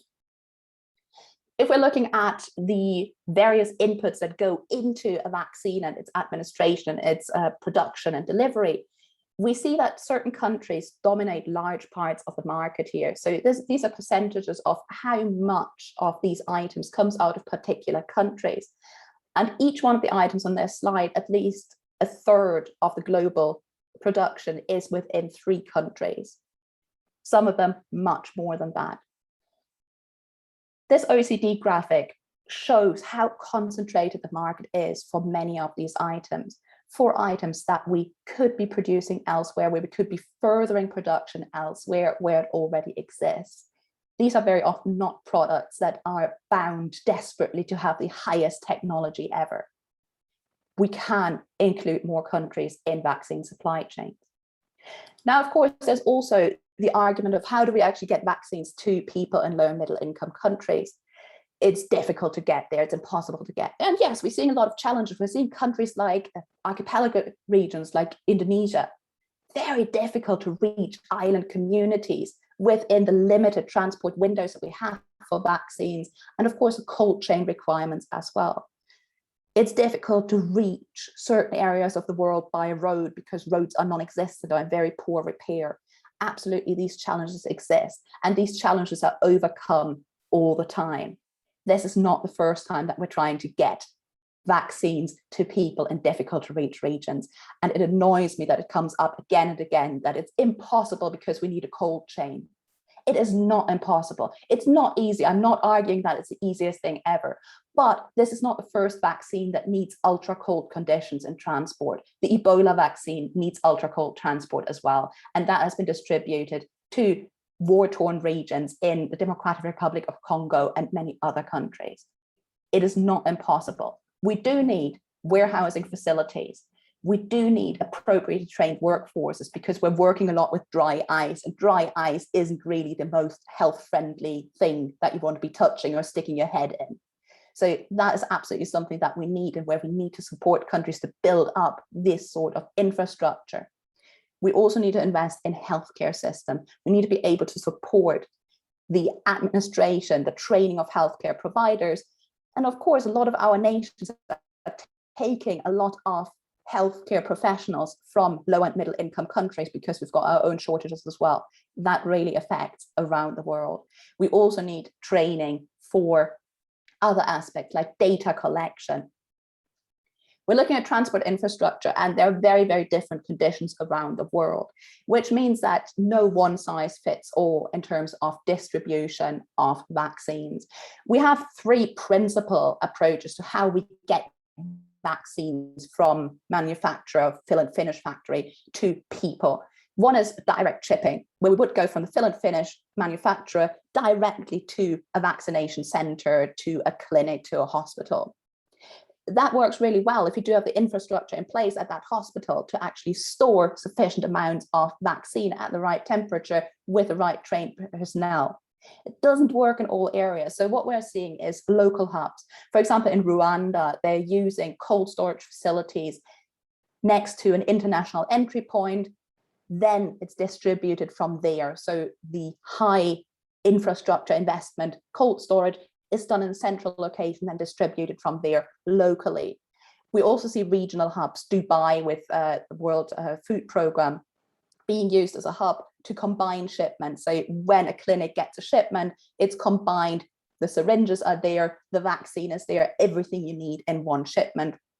So it's ready to be applied. So different challenges out there depending on the infrastructure we've got. And finally, we've got what we call my area the last mile. Not necessarily just 1 mile, but the last part of the supply chain. How do we actually get stuff to people? There's a nice little graphic from DHL, the logistics provider. And what they are highlighting here is the international collaborations that we need, the partnership across borders, the provision of a data backbone to actually capture all this data and understand this data, which a lot of countries have been struggling with. This is by no means unique to low and middle income countries. I think we've all seen the struggles with data. And then we've got the goods flow and the people flow. To actually have a vaccine supply chain, we need the two to come together at some point, and we need this supported. This is the area where probably there is the least research out there right now because everybody is scrambling to kind of get this right. I'm doing a little case study for you on a country that is one of our least developed countries in the world and has done incredibly well in their vaccine rollout. The country of Bhutan. Bhutan is a tiny country up in the Himalayas between China and India. It has very mountainous terrain here. It's a country very dear to my heart, but it's a country with a lot of logistical challenges. It has very few access points. There's one international airport that is very weather dependent. It has a few road crossings to India, and it has a difficult relationship sometimes with its other neighbor in China. Bhutan has a healthcare system of 750 clinics, hospitals, outreach points for a population of around 750,000. That healthcare system takes care of people within 3 hours, living within 3 hours travel time of these clinics, which kind of tells you a bit about the population density, 750 or so thousand people in an area the size of Switzerland. Bhutan has been affected by COVID. Bhutan has recently made headlines for being able to vaccinate 90+% of its adult population within a week. That's something that few other countries have managed to do. Bhutan has been helped by its small population size, obviously, but there are other factors in place here as well. For one-off, according to UN, the least developed countries in the world, this is rather impressive. So I'll talk you through a couple of points on what this distribution, how this has been so successful. There's been an extensive planning phase, and this is the vaccine distribution plan from the Bhutanese government. They did extensive planning in mapping the entire adult population to really precisely calculate demand and calculate the location of demand. That involved extensive travel to set up the vaccination centers, to set up the distribution to all of these different locations. They managed to do this very, very quickly. Some distribution was by helicopter to difficult to reach regions. Some final distribution had to be done on foot because communities are unreachable by any other means. There's also been incredible training. There's been a lot of thinking about what are the logistical issues to synchronize flow of vaccines and everything else you need to be able to administer vaccines to people. There's a lot of expertise within the Bhutanese government. Out of the 11 cabinet members, 4 have a medical or public health background. And there's also high levels of public trust. We see this with previous vaccination campaigns where Bhutan consistently has over 90% coverage in the population. So there is a lot of trust, which obviously helps. And it's something that we need to invest in if we want successful vaccine rollout. We're already seeing the vaccine hesitancy in lots and lots of countries. Low and middle income countries are no exception to that, far from it. What Bhutan has done really well is to communicate with its own population on the demand side. Supply side has been a challenge. The first lot of vaccines in March 2021 came from India as a gesture of goodwill. The second dose was a very tense wait and was then provided by Denmark and through COVAX as donations there. So entirely dependent on international goodwill for vaccine production. Bhutanese government has since ordered its own doses of the Pfizer-BioNTech vaccine as well that are expected to arrive hopefully by the end of the year. What Bhutan has done really well is a clear and consistent communication on vaccination, a culturally sensitive communication as well. The date to start the vaccine rollout was determined together with the monk body to be on an auspicious date. So people could actually trust this vaccine. You created buy-in on the demand side of this particular vaccine supply chain. They have also really understood where is our demand, how do we reach our demand, how do we work with local capacities? And that is probably something that stands out the most to me from this very small country doing a vaccine campaign incredibly well. They have communicated, they listen to local people, and that is something that I think on the global level we're not doing. We're not working with local communities. There's a lot of decision making that somebody in the Western world, in the Northern Hemisphere decides and then gives onto people as this great gesture. And I think that is the wrong way to go about it. It's something that we need to move with communities where we need to communicate very clearly. What we are seeing and what previous speakers have all said is this extreme vaccine inequality. I'm speaking to you from a country where currently almost 89% of adults have had at least one shot. Across lower income countries, that percentage is around 1.9% according to current data. That cannot be right. There's a moral imperative to change this. And for anyone who isn't satisfied with that, there's also an economic imperative. We live in one very interconnected world. Our supply chains stretch the entire globe. We will always be affected by this. Our travel is across the entire globe. We need to share not just things, but we need to share expertise to tackle this pandemic and to prepare for future crises.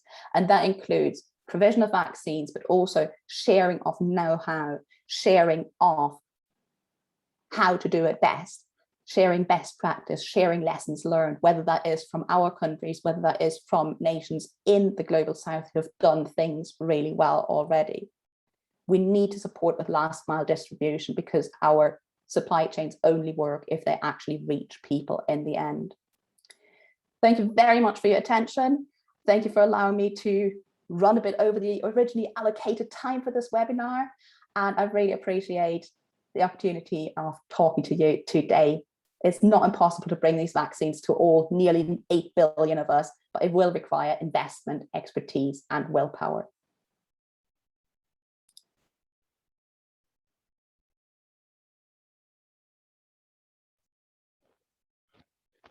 Thanks, Sarah. Can you hear me? Yes.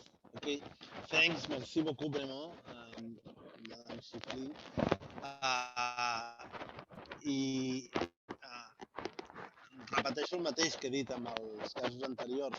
Gràcies per Let me go estudiar. back to what I said to the other speakers. Thank you for being so knowledgeable and having so much knowledge and doing so much research, because your data will allow us to dispel the fake arguments of those who claim that that is not possible. So we need your expertise to dispel the arguments of the pessimists, of those that play defeated, and those who have vested interests and use false arguments. So you have really given us valuable information to fight against these arguments and the defenders of this status quo that cannot be allowed, because as I said in my introduction, we cannot just accept that the vaccine rollout pace stays as it is in the South today. Of course, it's a global duty that we all have. We have to accelerate the vaccination rollout. We're not doing very well time-wise, but we still have some time for discussion. So maybe we can respond a couple of questions. I don't think we'll have time for more. So if you allow us, I might be abusing your generosity, but we can have a brief space of Q&A. And let me hand it over to Daniel Roldan, my dear friend, and I would like to thank him for his organization of this webinar together with the team, but he has been in charge of the preparation and he will moderate this debate. You have the floor, Daniel. Well, thank you very much, Mr. Comín. We are indeed very short of time. Luckily, we only have one question. I will read it out here. It says, thank you to MEP Comín and the speakers for their presentations. I agree with many of the arguments that were put forward in favor of the waiver. However, I am not sure about the effects that such a waiver could have for future innovative pharmaceutical research. Such research requires expensive risk investments, even when it is partly funded by the public sector. How can you secure that a waiver will not make pharmaceutical companies reluctant to invest in innovative research? And indeed, I see that Mr. Nickel and Dr. Raghavan wanted to discuss this issue. So please, whenever you want, the floor is yours.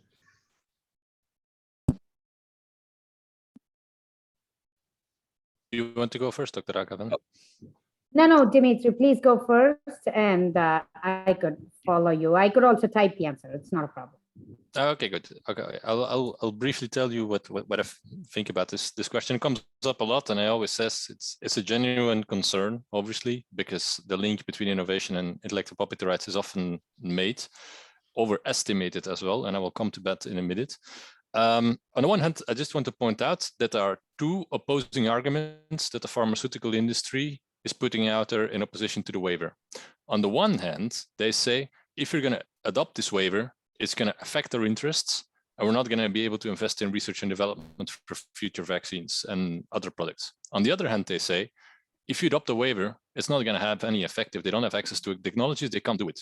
So you can't have both arguments at the same time. So it already shows that this is a defensive tactic to put whatever arguments out there to just make sure that this waiver is not adopted because they don't like it, which is fair enough from their point of view that they're not a big supporter of it. But okay, just want to point that out there, that as a first inconsistency.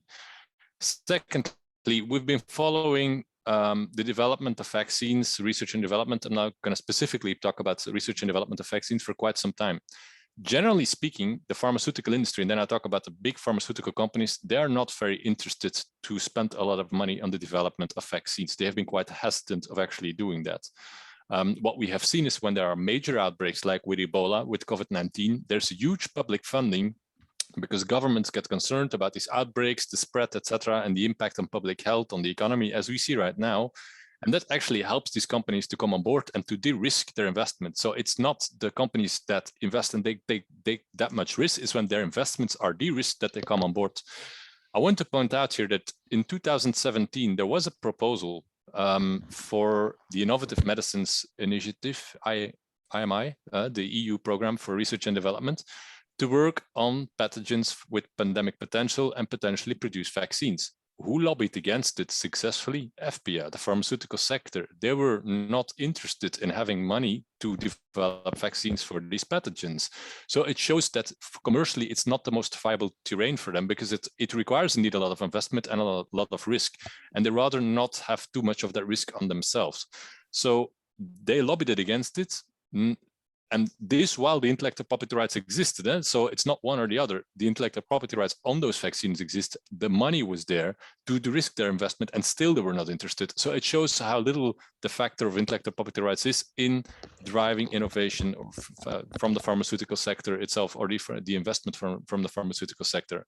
Finally, a final point on this. It's a temporary waiver. It's not, it doesn't say at the moment, we're just going to get rid of all the intellectual property rights, etc. It's for a duration of time that has to be agreed upon. That duration is part of the discussion at the World Trade Organization. So it's not that it's an indefinite duration.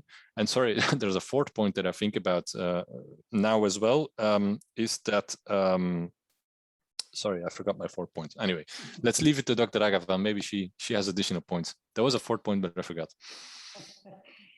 Maybe you remember it. I typed it. So my first point is the exact same as what Dimitri said, which is that the waiver is temporary. So there's nothing that pharma can say that prevents them from investing in cancer and other research, right? And much of the money has been public funds. So really, it's not that they have been investing on any sort of research. And because of COVID, we've also seen that pharma has benefited from public funds for creating so many cancer medications that are now inaccessible even in, the developed countries. I mean, there are so many drugs. The other day I was researching imatinib.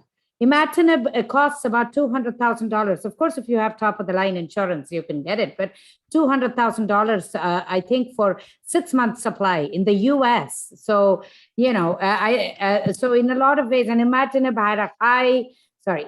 had a high public fund support as well in order to research funding support, I want to highlight.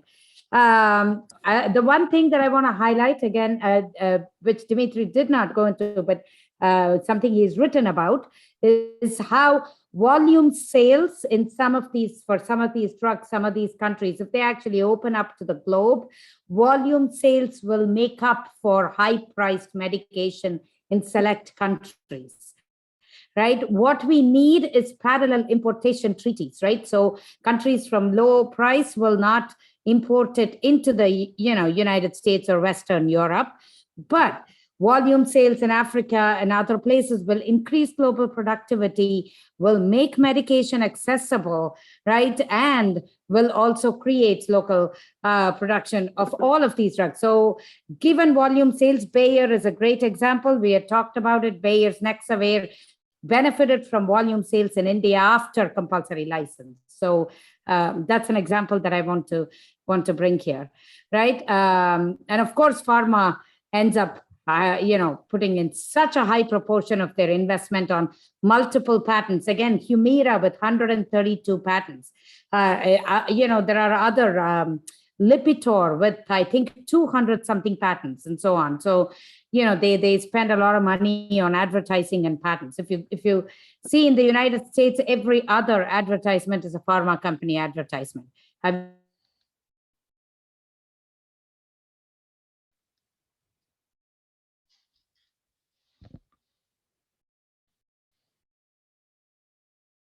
Could I chip in for a moment? I see yes, indeed. It looks like we lost signal. Please, if you want to step in. To complete my answer, but because now I remember what I wanted to say. It's not only, sorry, Dr. Agavan, we lost you for a moment.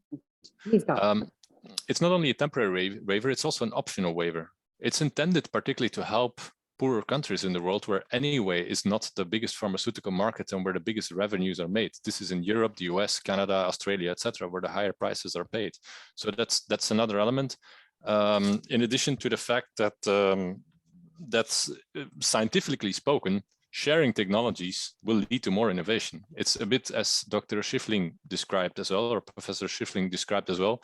There's a risk in limiting everything on one basis. You know, if you restrain your provision, whether it's supply chain or technology, to one producer, that's what's going to limit your innovation. But if you share technologies, there's a better chance of, you know, finding the right adaptations to new variants, to finding new possibilities of use, etc. So it's that's another element in the discussion. So I think we've put up forward a lot of counter arguments to that relevant question. Absolutely. Well, I don't know if Dr. Schiffling has anything to add, but if it's not the case, I would give the floor back to Mr. La doctora Ragavan pot acabar la yeah, Maybe indeed, Dr. Raghavan, because we lost you for some time. Could you go back and finish your response? We lost you for about 30 seconds. Oh, hold on, let me get here. Thank you. No, I was just, in some ways, I was merely adding to some of what Dimitri said, which is that pharma invests a very small percentage on third world diseases. Research also shows a much higher proportion of pharma investment on securing multiple patents, advertising, etc. I don't know if you were able to hear that. Especially in the US, we see so many ads on this.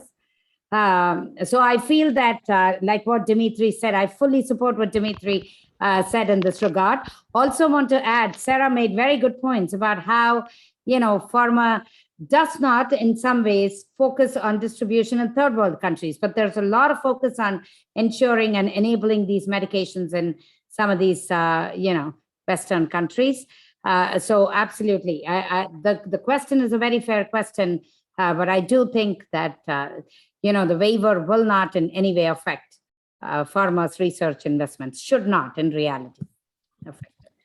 Picking up on the point of pharma not investing in the vaccines, what we've got here, vaccines are the most cost-effective public health intervention that we could possibly have. It's that old thing about prevention is much better than curing anything afterwards. So obviously it's a business proposition that is very often not very desirable. What I find astonishing is that it's also not desirable for funders of research a lot of the time.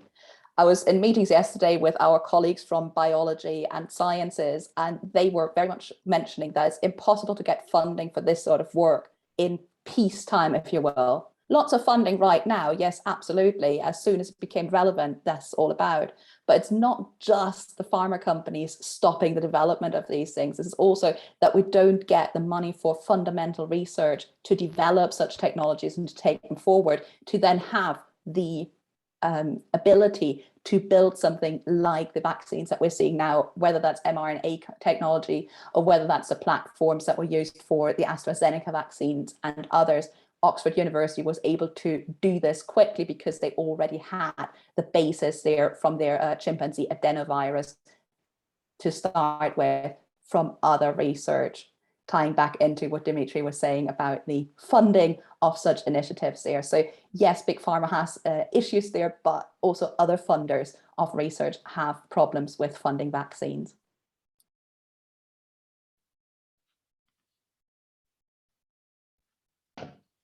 Great. Thank you very much for your answers to this question. And finally, I will give the floor to Mr. Comín for some closing remarks of this webinar. And thank you very much to all the attendees and to the panelists for your very interesting presentations. Mr. Comín, the floor is yours. Gracias, Daniel. Thank you, Daniel. I'll be brief because we are overrunning already. But of course, it was worth it. In my closing remarks, I'd like to say that this has been a fantastic webinar. We had very high expectations, I must tell you, given the speakers who had accepted the invitation, but you have exceeded by far our expectations. So thank you very much. It's been fantastic, very useful. In 2 hours, we have tapped into very valuable information and material for our political work. So from the bottom of my heart, thank you. J'espère qu'on peut travailler together, treballar junts in the future. Hopefully we will be able to work together in the future. In this fact, tres idees molt evidents. Well, 3 very obvious ideas, just to wrap up. Either we save everyone or no one will be saved. So if the ethical argument of defending the right to life for southern countries is not enough, so we don't know if we are we have about 40, 50, 60% of the world's population without vaccinations for some years. We don't know which variants will emerge, and the mRNA technology has the capacity to adapt the vaccines much more swiftly. So, well, for the time being, we can do that until we bump into another variant. So we have to save the whole planet. Second idea, of course, we, the taxpayers, the citizens, have paid with our money in the US, in Europe, everywhere. We have paid for a very significant part of the research and development. We have denounced before the Commission, always constructively, I must say, but we have denounced the following. In Europe, how come we have had these early purchase contracts with pharma companies that have been used to develop the vaccine? And in these early purchase contracts, there are no clauses or no terms and conditions, the ones that were needed. How come that we don't see in those agreements a clause saying that knowledge would have to be available for the whole world and patent free? How come we negotiated so lousily? How come the big pharma has such a lobby power before governments, the European Commission? How come the European Commission has signed a series of early purchase agreements that are compliant with the big pharma interest, but do away with the interests of citizens who are paying for these agreements? So it's exactly the way you put it. With these agreements, we have de-risked the investment, the research process. And on the contrary, we are paying for that risk, a non-existing risk, a risk that we had de-risked with the early purchase agreements, but we're still paying for it. So the whole industry should be asking for exactly the same, to be paid for non-existing concepts and things. This is very serious, actually, the situation that we have ended up in because of the pandemic. Let me insist, and I'll wrap up with this. After today, we will be even more motivated and we will feel much more confident to keep up the fight at the Parliament, humbly, but continuously.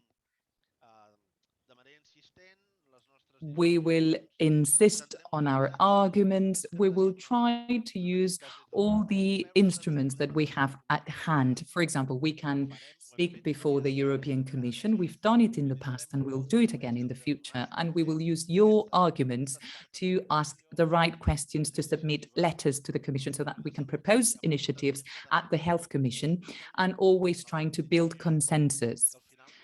in the institutions, because that yields results in the long run, unfortunately, because, you know, it takes time and it takes much more time than the current global situation requires, but it's the only way forward that we see.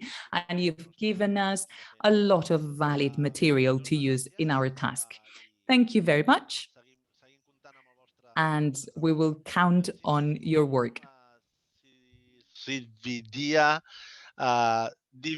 Dimitri, and Sarah, thank you very much. I ens retrobarem aviat. See you soon. Thank you for inviting us. Thank you. Thank you very much. Thank you. Nosaltres, sí.